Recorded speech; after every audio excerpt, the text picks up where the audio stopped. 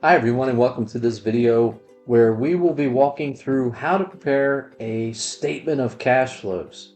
In exercise 2.13, where we looked at the income statement, we sorted out mistakes that were made by the Villanova grad that was doing the income statement preparation for Presswick Company, which you see on your screen here.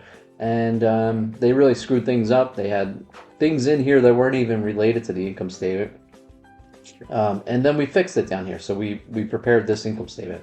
Now, the second problem here, exercise 2.14, is asking us, on the basis of what we did in that previous problem, prepare a statement of cash flows in a form consistent with generally accepted accounting principles. You may assume all transactions were in cash at the beginning of, and that the beginning cash balance was $7,200. All right, so let's talk real quick about what the statement of cash flow does and how it's different than the income statement. So the income statement, and I'm just going to put some notes on here. The income statement follows a method of accounting, called accrual accounting. And what this method says is that you're going to record revenue when it is earned rather than when the customer pays. All right, so if you, an example of this, you sell $10,000 of merchandise to a customer and allow the customer to pay in 1 month from the date of sale.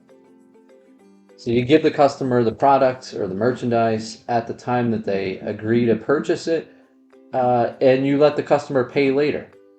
Well, in this circumstance, in this scenario, accrual accounting says to count this as a sale in the income statement. That's the income statement. Now, the statement of cash flows, it has a similar goal as the statement of or as the income statement, but it's more interested in recording things when cash changes hands. So we don't care about, in the example I gave you, $10,000 of merchandise sold to a customer. If the customer hasn't paid, we can't count that as a cash flow when we follow the statement of cash flows. So cash flows follow cash basis accounting, which says you can't record anything unless you receive cash as a company or pay cash. All right. So these services provided to the customer, if we let the customer pay us later, we can't count that as a cash inflow. We have to wait until the customer pays us. Okay. So that's what's going on here, right? We did the income statement. Income statement up above is accrual basis, and let me just I'll change the color of this so we know these are notes. Let me change this to blue font. The income statement is accrual basis. Statement of cash flows, which we're about to prepare, is cash basis, which means we don't record anything if there's no cash received or no cash paid. Right, so we are going to set this up now. So we're going to take the same thing. We're going to create a header. Let me just give myself some room here. So I am going to say Presswood Company income statement. This is actually going to be, instead of the income statement, it's going to be the statement of cash flows. All right, and it's going to be for the month ended, or the year ended August 31st, the current year. And we want to explain in the statement of cash flows, let's get that out of there. We want to explain, sorry about that. We want to start with our beginning cash balance. And to that, we're going to add in cash collected and subtract cash that was paid. And we were told up in the problem, you may assume that all transactions were in cash and the beginning cash balance was $7,200. Okay, so beginning cash balance was $7,200. Now, we're going to say, what cash inflows did we have? All right, well, one cash inflow was this services provided to customers. The customers paid us money. All right, so that's going to be cash inflow. Services provided to customers. That will be $17,000 even. 17,000. And what else did we have? Excuse me. Any other cash inflows to the company? Cash received by the company. So we had service provided to customers, investment by stockholders. What do we do with that? That is actually a cash inflow. Our shareholders contributed cash to us, so that increases our cash. So we're going to include cash received from investment by stockholders. And this will be for $5,000. What else do we have? We have a loan from the bank. We received a loan from the bank. That's a cash inflow. So cash received from bank loan. And this will be the cash received from the bank loan here, they tell us is $15,000. All right, 15,000. And what else? The payments to long-term creditors, that's an outflow, that's cash outflows. Expenses required to provide services to customers, that's cash outflow. Purchase of land, cash outflow.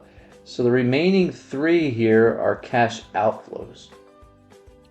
So we're going to say, let's add up these total inflows first. So total cash inflows are going to be 17,000.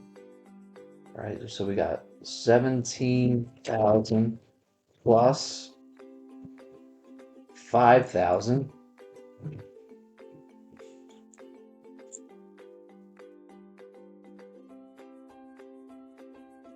All right, so we did 17,000 plus 5,000 plus 15,000.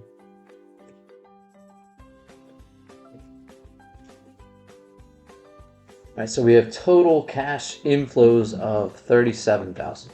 37,000. All right, and then let's list out the cash outflows. So money that the company has paid. We have in our cash outflows, coming back to this, we have payments to the bank, creditors, expenses for services to customers, and then the purchase of land. So all of these items, so 11,700, 7,800, 16,000. All right, and so let's just list these out. So we're going to say cash paid for expenses, which are going to be 7,800, and then we're going to have also cash paid for the purchase of land, which was, how much was that? That was 16,000. And then we also had cash paid to long-term creditors, which are 11,700. So I think we have everything, right? So the outflows were those three items. Yep. And so they total up, they already show it to us, right? 35,500. So total cash outflows are 35,500. Total cash outflows are going to be 35,500.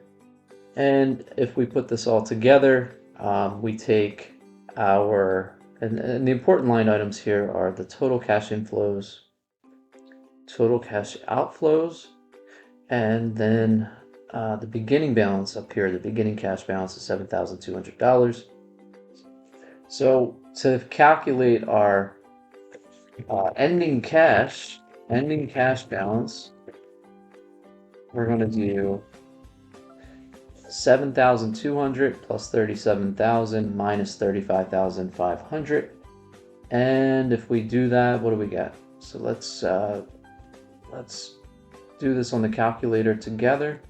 So we're going to say 7,200 plus 37,000 minus 35,500. We get 8,700 as our ending cash balance. Okay. So the statement of cash flows, the whole point is to explain how a company's cash changed from $7,200 or whatever their beginning cash balance was to whatever it is their ending cash balance is. So why did this company's cash balance go from 7,200 to 8,700? Well, a lot of it had to do with services provided to customers. Customers paid us 17 grand, and we also took a loan. That's the other big item. And then on the cash outflow side, we paid some money to our creditors, so we paid some loan, and then we also paid for some expenses related to delivering the services to the customer. We also bought some land. So when you put all these inflows and outflows together, that is why the cash balance went to $8,700. All right, well, thank you very much for watching. I hope you found this video helpful. Take care.